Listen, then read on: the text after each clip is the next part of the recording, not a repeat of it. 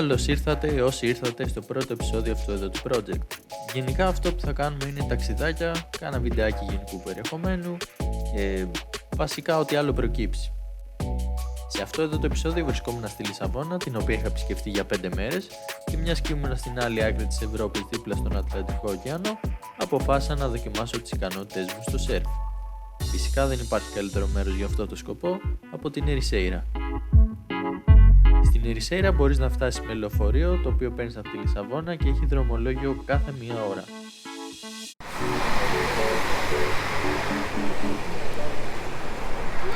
Excuse me. Is there any bus going to Ericeira? I don't know, it's my friends, so you have to ask one of them. There, okay, thank you. Τι μου είπε, μου έδειξε από εκεί, πάω από εκεί. Εσύ τι γράφεις? Γουερέιρος. Όχι, δεν είναι. Για να δούμε.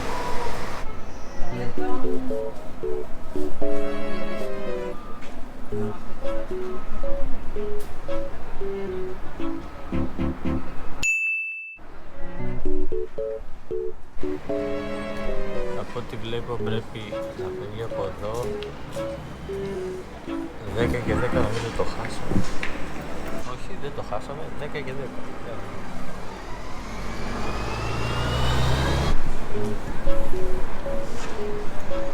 Νομίζω σωστά είμαστε. Τελικά το πρόγραμμα που είναι γραμμένο εκεί πέρα είναι λάθος και το λεωφορείο έρχεται σε μισή ώρα, οπότε πάμε να αναζητήσουμε τροφή, γιατί αυτές τις μέρες έχει πέσει λίγο πείνα και αυτό φαίνεται πολύ τίμιο.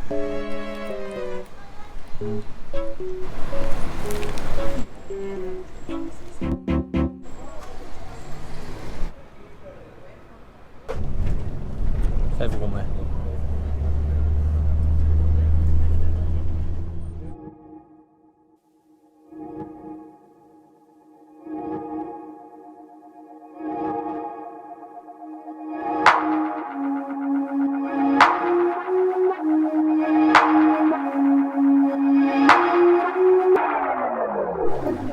Μόλις μας άφησε το λεωφορείο, η διαδρομή για εδώ είναι στα 6,5 ευρώ περίπου και σε πάει πρώτα σε ένα σταθμό λίγο πιο πάνω, αλλά κρατάς το ειστήριο και μετά σε παίρνει άλλο λεωφορείο και σε φέρνει εδώ.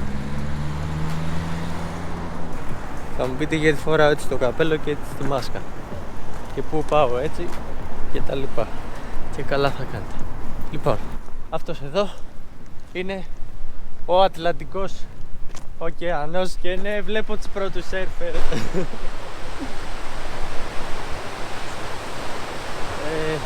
Εκεί θέλω να πάμε, παιδιά. Γενικά μην νομίζετε ότι είμαι κάποιος προ. Σερφ κάνω πολύ λίγες φορές, δηλαδή έχω κάνει μετρημένες φορές στη ζωή μου. Πιο πολύ κάνει δηλαδή η κοπέλα μου και όποτε πάει καμιά φορά ακολουθώ κι εγώ. Αλλά εδώ πέρα είναι μέρος που πρέπει να έρθεις άμα σ' αρέσει το σερφ, γιατί τα κύματα είναι ιδανικά. Στην Ελλάδα τα κύματα είναι, πρώτον, κλείνουν πολύ γρήγορα και δεν έχεις διάρκεια πάνω στο κύμα έτσι ώστε να προπονηθείς, και τα spots στην Ελλάδα είναι πολύ μακριά το ένα από το άλλο, οπότε θα πρέπει να το κυνηγάς. Εδώ πέρα όλη η Πορτογαλία έχει σερφ, γιατί βρέχεται από τον Ατλαντικό και είναι στην κουλτούρα τους.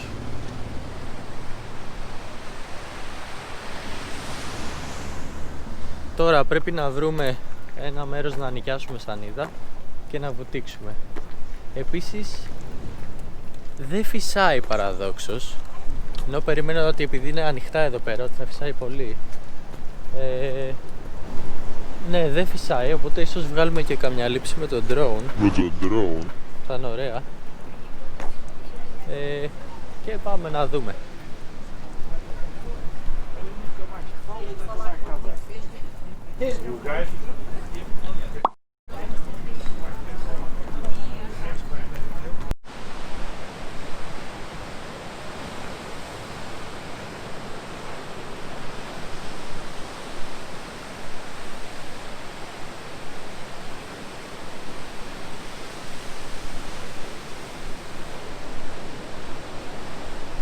καταλάβετε τη διαφορά με την Ελλάδα. Αυτός ο τύπος εκεί πέρα είχε πάρει ένα κύμα, ήταν πάνω γύρω στα 20 δευτερόλεπτα.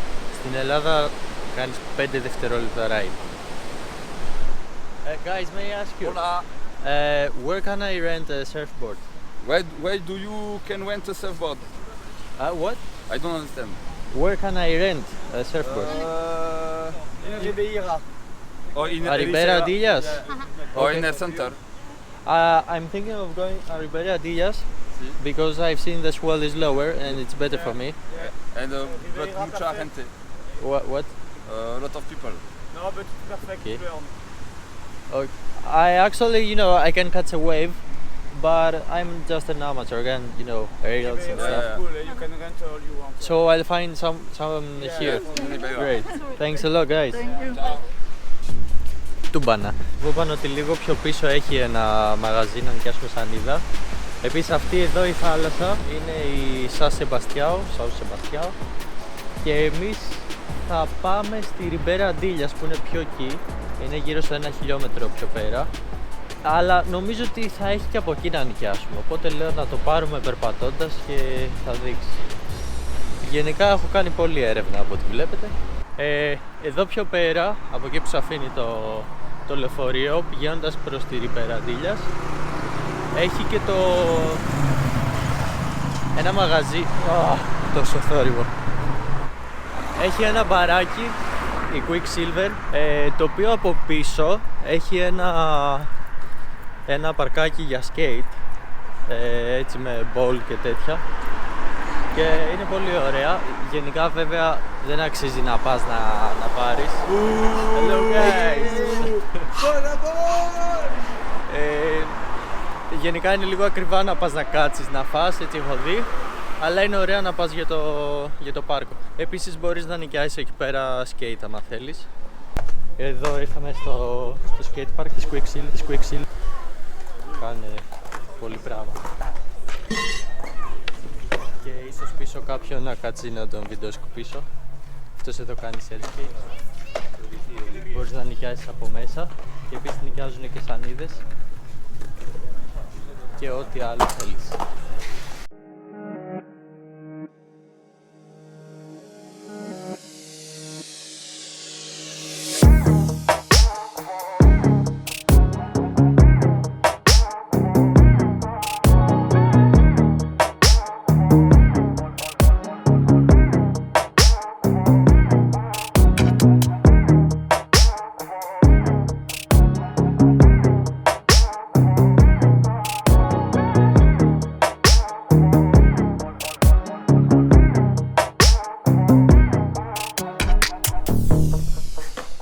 Τα παιδιά που γνώρισα εδώ πέρα μου είπε πάνε στη Ριμπέρα Ντίλια και μου είπε άμα θέλω να πάω μαζί τους για να μην περπατάω, οπότε βολευτήκαμε και σήμερα.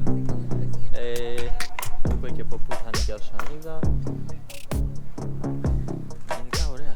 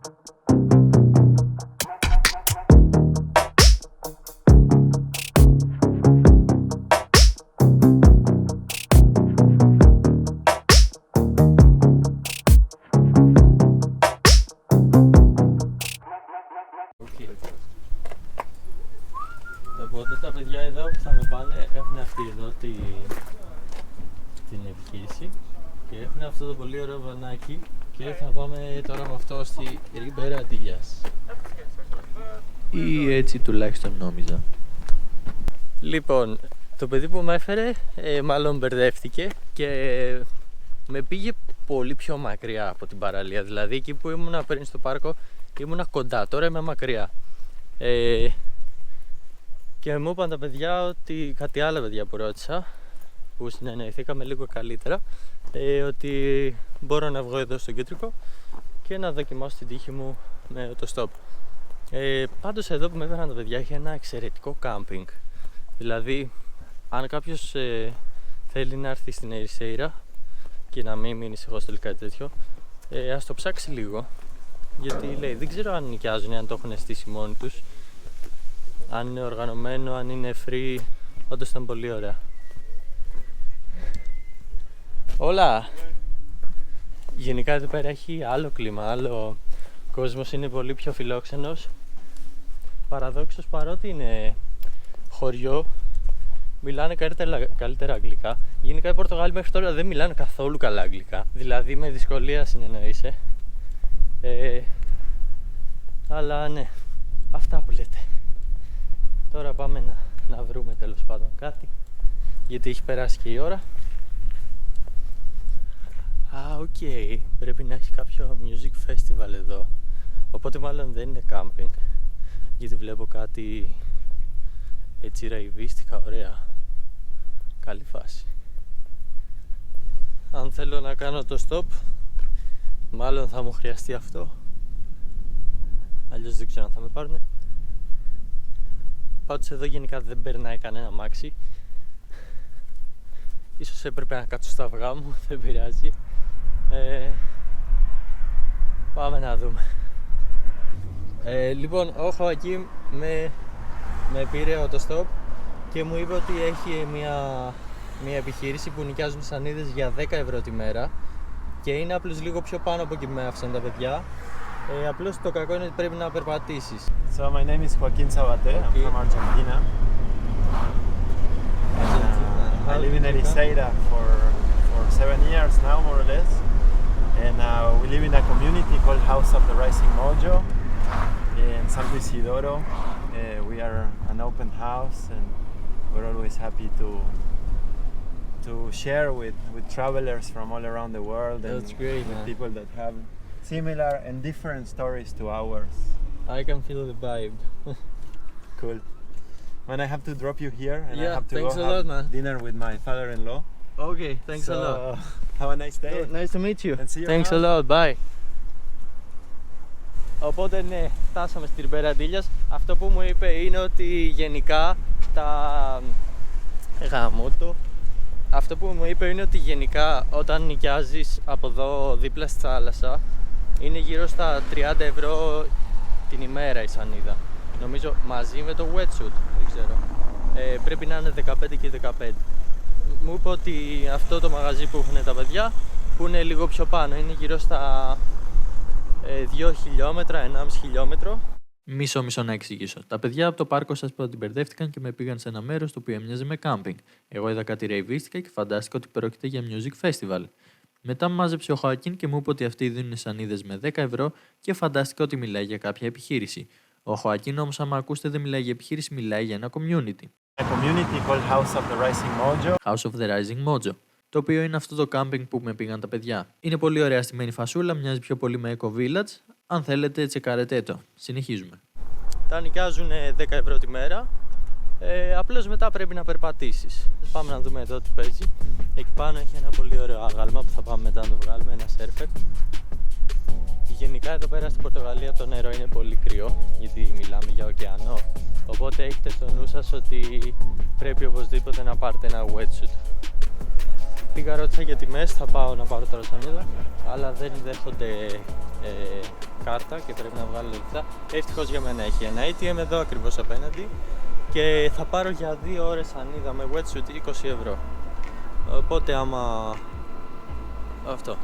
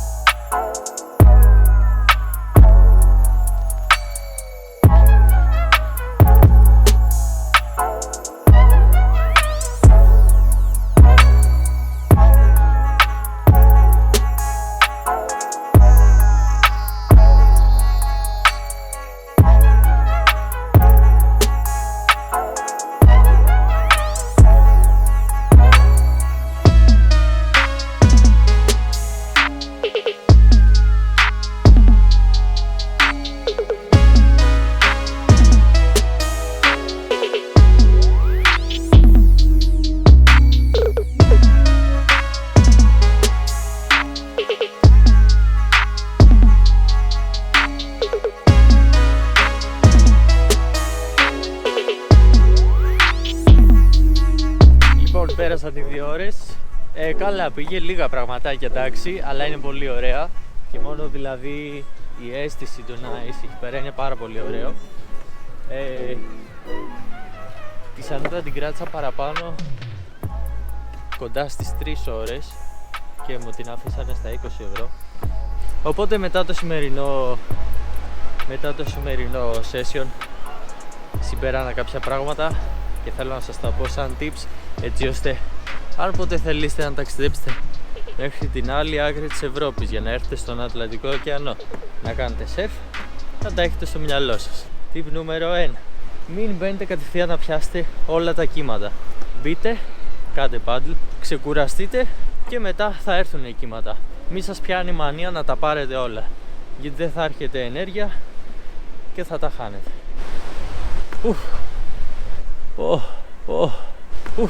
Ωραία φίλε, πάμε εκεί πάνω.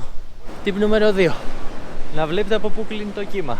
Γιατί άμα το κύμα κλείνει από τα αριστερά και εσείς ξεκινάτε και παίρνετε αριστερά, θα σας φάει μετά από λίγο. Οπότε αυτό. Tip νούμερο 3. Να κοιτάτε λίγο αυτούς που έχουν προτεραιότητα. Το καλύτερο απ' όλα θα ήταν να φωνάξουμε έναν γιατρό. Άντε παιδιά, φωνάξτε τον γιατρό. Tip νούμερο 4. Θα κάτσουμε λίγο εδώ. Tip νούμερο 4. Ευχαριστηθείτε το και να μην πάρετε κύματα, δεν πειράζει. Απολαύστε αυτό βασικά.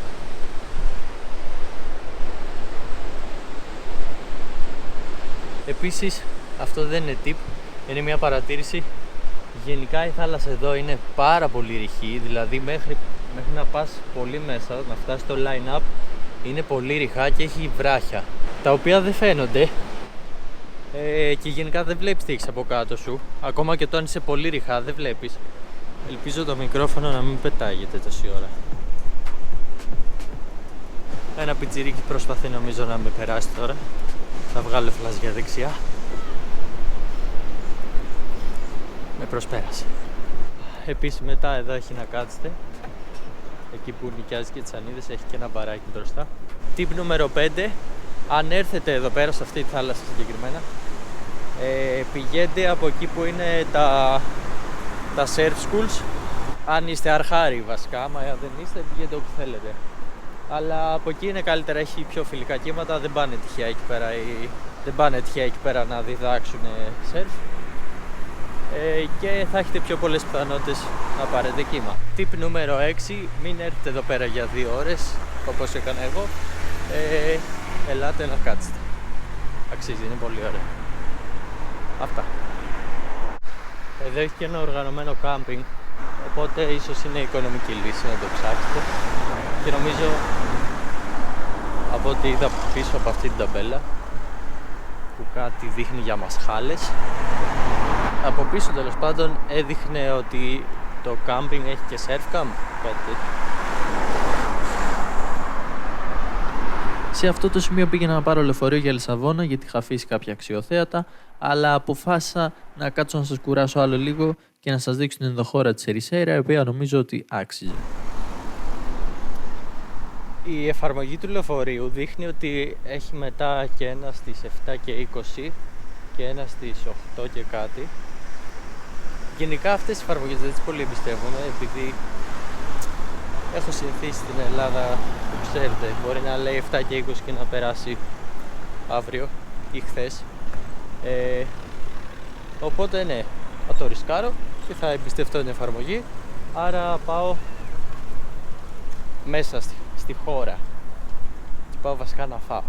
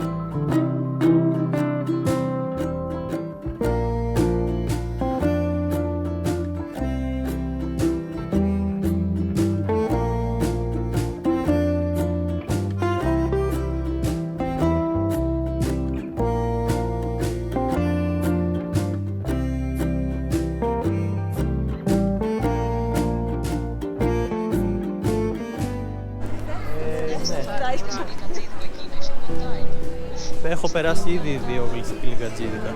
Στην πλατεία είμαι τώρα, σε ένα γλυκατζίδικο. Είναι φθηνό. Μια χαρά είναι. Τσαντέλια. Που είναι. Σ' είχα πάρει και τηλέφωνο. Είναι αυτό εδώ στην πλατεία με κάτι δέντρα. Ναι, που έχει και κάτι τουριστικά μαγαζιά τριγύρω. Μπράβο, εδώ είμαι. Εκεί, σε αυτό σου λέω να φας ένα ωραίο τυραμισού και μια πίτσα. Εκεί. Ένα ωραίο τυραμισού και μια ωραία πίτσα. Σαν τυραμισού είναι αυτό. Σαν τυραμισού. Θα τρελαθώ. Άμα μου το δείξει αυτό το κλείσει, μπορώ να το καταλάβω. Να στο δείξω, περίμενε. Αυτό. Να, είναι αυτό εδώ. Αγγλικά να δεν το μαγαζί. Η πλατεία είναι εδώ. Και αφού προσπέρασα τη συμβουλή για το πού να φάω καλό τυραμισού και πίτσα, πήγα σε ένα άλλο μέρος και έφαγα μπουζίντου. Κάτι που σύμφωνα με το σερβιτόρο είναι παραδοσιακό φαγητό της Πορτογαλίας και το τρώνε τις Κυριακές μετά την εκκλησία. Και μιας και λέμε για εκκλησία,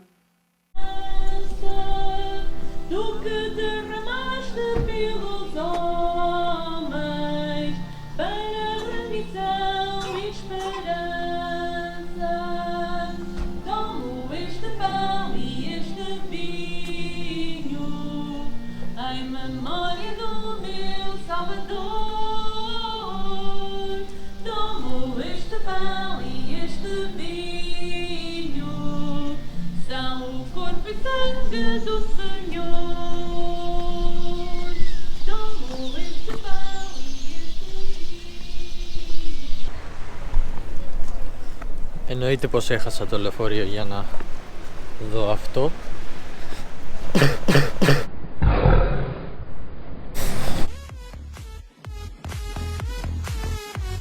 Αλλά ναι, πάω να περιμένω το τελευταίο, αν δεν το χάσω και αυτό. Βέβαια με σκανδαλίζουν αυτά τα γλυκά που βλέπω εκεί στη βιτρίνα. Αλλά όχι, θα αντισταθώ.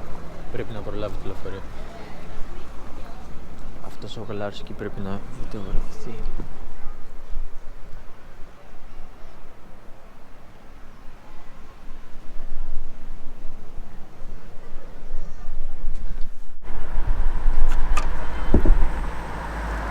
Λοιπόν, μου είπε ένας τύπος ότι μάλλον πρέπει να πάω σε άλλη στάση που είναι πολύ μακριά, αλλά τώρα είμαι σε κεντρικό δρόμο, που σημαίνει θα αρχίσω να περπατάω και μέχρι να φτάσω εκεί θα δοκιμάσω μήπως σταματήσει κάποιος και με πάρει.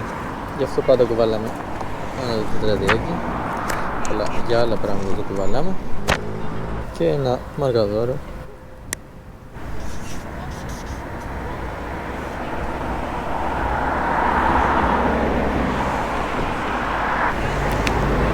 Και ελπίζω αυτό να μοιάζει με μάσκα. Θα μπορούσε. Φύγαμε. και βασικά κάπως έτσι τελειώνει αυτό εδώ το επεισόδιο. Αν σας ενδιαφέρει τι έγινε στη συνέχεια, προφανώς δεν σταμάτησε κανείς να μαζέψει, γιατί ποιος να μαζέψει με τέτοια μούτρα. Και μόλις είχα φτάσει σύμφωνα με το GPS δίπλα στο σταθμό των λεωφορείων, Γνώρισα ένα παιδί, τον Διάκο, και μου είπε ότι πάω και εγώ στο σταθμό του λεωφορείου. Και του λέω, μα το GPS μου δείχνει ότι είμαι σχεδόν δίπλα, και μου λέει όχι, το GPS κάνει λάθος, είναι πολύ πιο μακριά. Οπότε πήγαμε μαζί. Μισό να δείτε λίγο αυτό το πράγμα που βλέπω.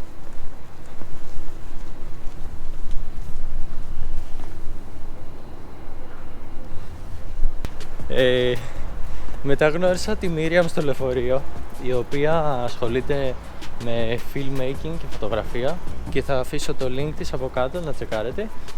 Αυτά. Καληνύχτα, stay tuned, δεν ξέρω τι λέμε. Bye. αν σας άρεσε αυτό το βίντεο, ξέρετε τι να κάνετε. Αν δεν σας άρεσε, μπορείτε απλώς να φύγετε και να μην μιλήσετε σε κανέναν γι' αυτό. Οι υπόλοιποι τα λέμε στο επόμενο. Bye.